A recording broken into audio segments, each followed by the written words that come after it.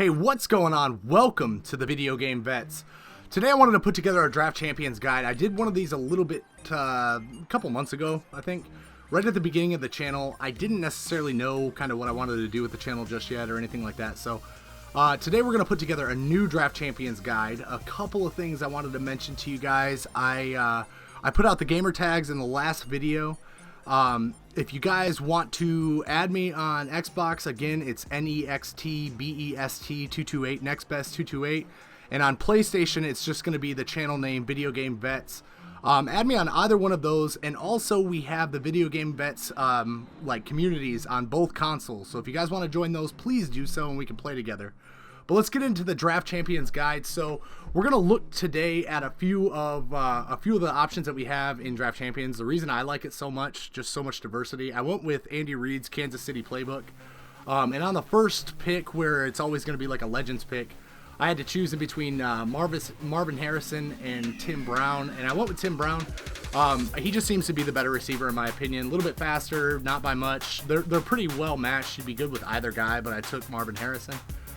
Here I'm running a 3-4, and Michael Kendrick's zone coverage, I know this from experience, is terrible, so I didn't want to get him. I think it's in the 60s. So I took that defensive tackle there, which, you know, will pay off later. Now I looked at Tyler Lockett here for quite some time, and the reason I didn't go with Tyler Lockett is because he is 5'10", and his stats didn't stand out to me. At middle linebacker, Alec Ogletree looks a little bit better. Zone coverage is decent at 73, which is important in a 3-4 defense. And then that's going to be kind of what the consensus is on that pick, and the reason why I end up going with Alec Ogletree right here. Good enough speed, 6'2" in general, just a big middle linebacker that we would need for that 3-4. Here it was another tough pick because I do like Ben Roethlisberger. Really good accuracy throwing the ball, decent enough speed, and it's Big Ben, so you're always safe with that.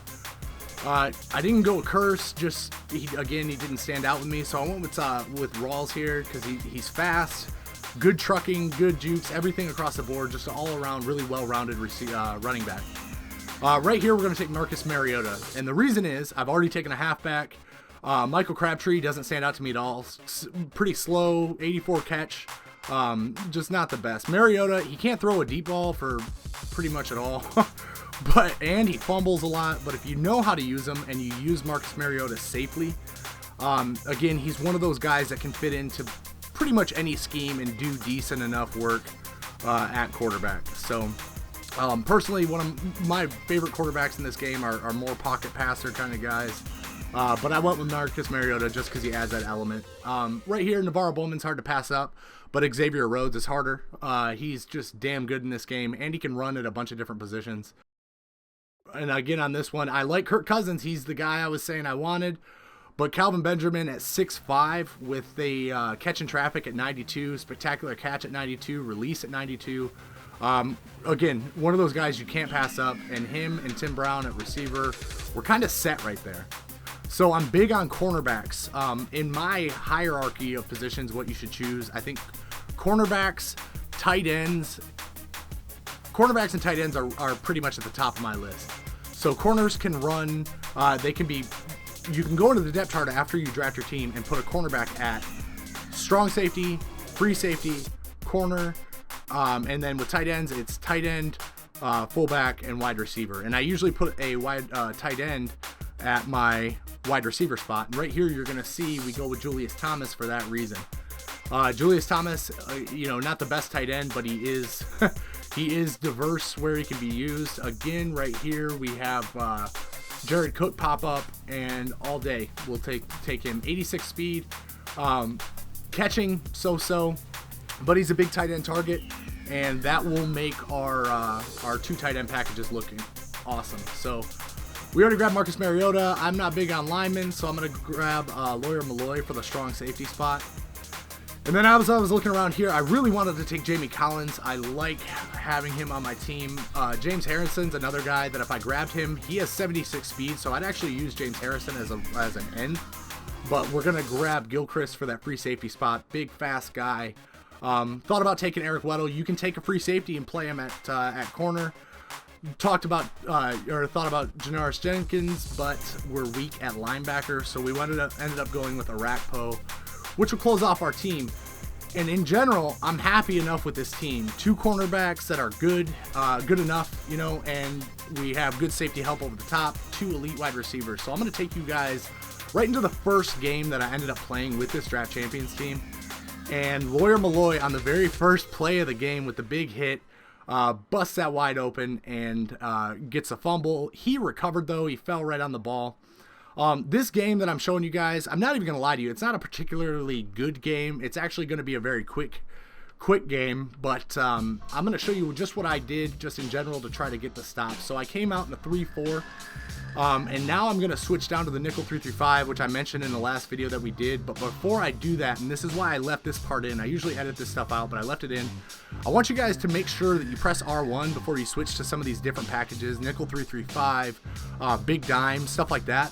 A lot of times the computer will slot in guys that don't make any sense at all, and it'll put like for instance, Sheldon Richardson at defensive end. He's not in this game. He's not the best, but when you put him at defensive tackle, he's strong and he's a big guy. This game sees him as an end though, and it won't put him in the line. So you have to slot these guys in. And again, right here, I switched to the nickel 2-4-5. And I wanted to make some adjustments before I did. I always check to make sure that my skill players, especially in Draft Champions where you're you know, maybe in MUT where your roster's stacked, it's not as big of a deal. But in Draft Champions where you have a total of, you know, 15 guys, 14, 15 guys, I'm not actually sure if the coach pick counts, but you have, I believe, 15 players to try to make a roster. So you want to make sure that those 15 players are playing. You know, you need these guys slotted in and to be using them. And then now that he's picked up the first down on 3 straight run plays, I thought he didn't get that last one.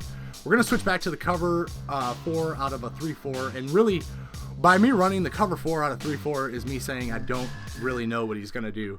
But it's pretty, you know, it can be applied and used in almost any situation. I've had so much success with that 3-4 odd formation, cover 4, cover 3, hard flats, cover 2 hard flats, just switching back and forth in between all of them, that just in general, I just stick with this formation because I trust it, I know it. So we're going to stay right here in cover 4. I noticed he was stacked strong on that side of the field. So I wanted to show you, I froze that frame and grabbed Alec Ogletree and just ran him to the sidelines. And whenever they run these tosses, the best way, in my opinion, this year, now you can try to shoot the gap and try to get that toss in the backfield. Now that's a great way to do it. And if you can do that consistently, more power to you, dude, because I can't do that shit. I grab that linebacker and run to the sidelines, and I just try to, you know, deter them and cut off that outside running lane. And I feel like if you do that, you know, you can slow him down enough. So he's staying in the same package. I think he accidentally double pressed that button and threw that incompletion. It happens to me. The lag in this game was pretty bad. I actually kicked the opening kick out of bounds, so that's why he stopped at that's why this drive is at the 40 already. All right, so now we're at 4th and 11, and he's on the 49, which I guess is good enough field position for him to go for it.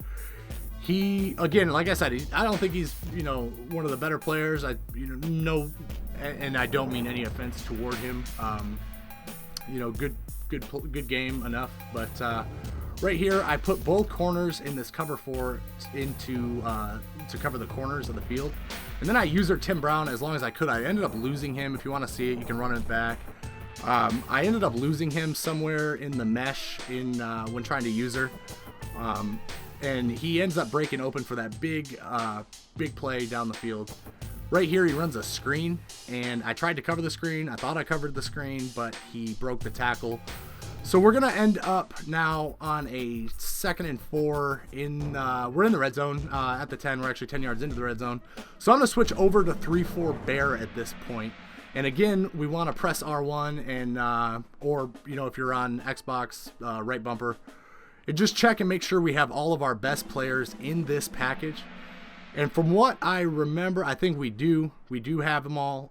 So I'm going to switch down now to a cover 2 invert, which I like for this part of the field. I'll usually end up using that strong safety, but right here I tried to show just a little bit more formidable front which gets him to run the ball when I pulled that guy off the line, and then just put him right back. If you see him make an adjustment once you move a player, just put that player back. They've obviously adjusted at that point, or, you know, in most cases they've adjusted at that point against whatever move you just made, so undo that move and you should be good. Okay, so I'm new to PlayStation. I accidentally pressed the middle button when I was trying to block the field goal. He ended up actually running a fake and missed the excuse me. He missed the field goal fake. He didn't even get close. So I was tripped out because I had to press the button to get back to the game and find it. So all right, so we are going to come out on offense. This is just about the end of this game. We're getting right close to the very end here. So all of you that stuck around, I appreciate it. And as always, I want to do a bonus tip. So the bonus tip in this video is going to be a little bit different. We're going to do a play for this. Gun bunch week, and we are going to run PA post. Now this play has been put on the internet before, but I don't know that everybody has pointed out the adjustments that you need to make. Or not necessarily adjustments, but how to throw this ball. Lead the X receiver to the left, and then grab a hold of that X receiver and undercut that ball. It'll beat that deep safety. They're falling all over each other. Now you see he has Tyron Matthew usered, and he was trying to catch me. He does at the 1, and we are going to line up and run it in. Be careful when you run the sneaks with Mariota. The other day, somebody I was playing actually caused a fumble out of the quarterback sneak, which is so annoying to give up a game that way. All right, so right here we are on the final drive. So we made it towards the end here. I'm just gonna cut it right into the middle of the play, and he gets the big pick. So I hope you guys liked what you saw here today. If not, let me know why. And we have the highlights coming on the 15th, so be ready for that. And I will see you guys then. Thanks.